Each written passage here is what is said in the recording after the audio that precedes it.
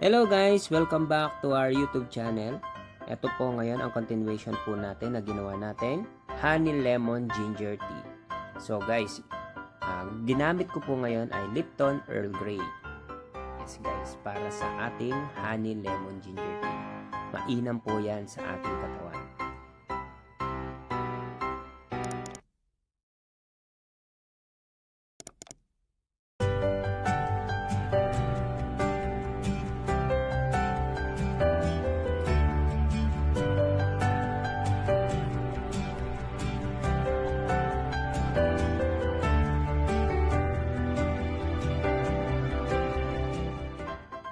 Ito na po ang ating honey lemon ginger tea with Lipton Earl Grey.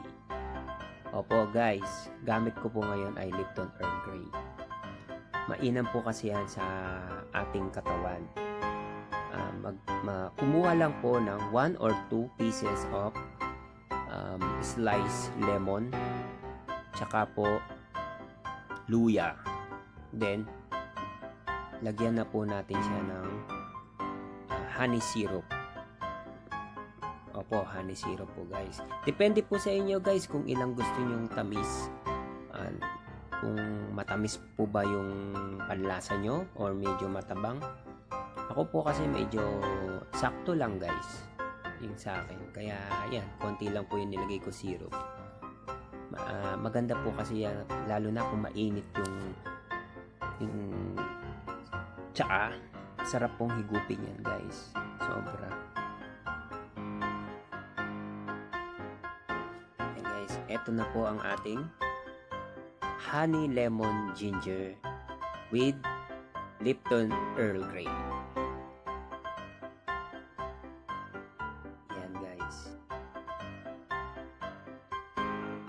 Sarap niyan guys, lalo na pag ininom mo siya. Gumuguhit siya sa lalamunan. So, eto naman po guys, ang 3 cup.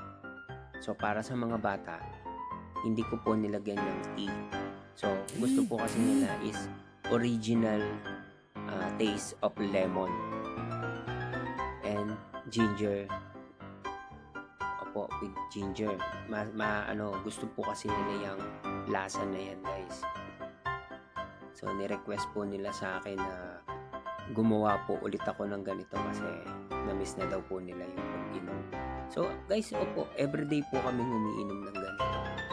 So, once na nakita ko na po yung jar ko na konti na lang, so, gagawa po ulit ako.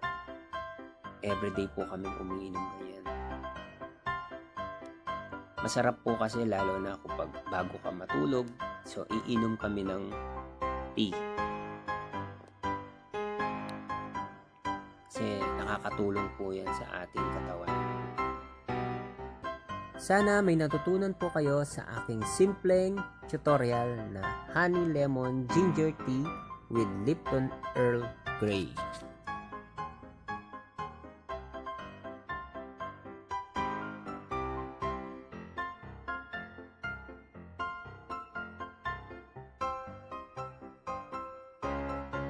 Thanks for watching guys. Don't forget to subscribe our YouTube channel. Huwag din pong kalimutan i-click ang bell button para po ma-notify po kayo ulit sa susunod naming video. Huwag din pong kalimutan mag-comment sa baba. And of course, guys, don't forget to like and share our video. Thanks guys. Keep safe everyone. God bless. Bye.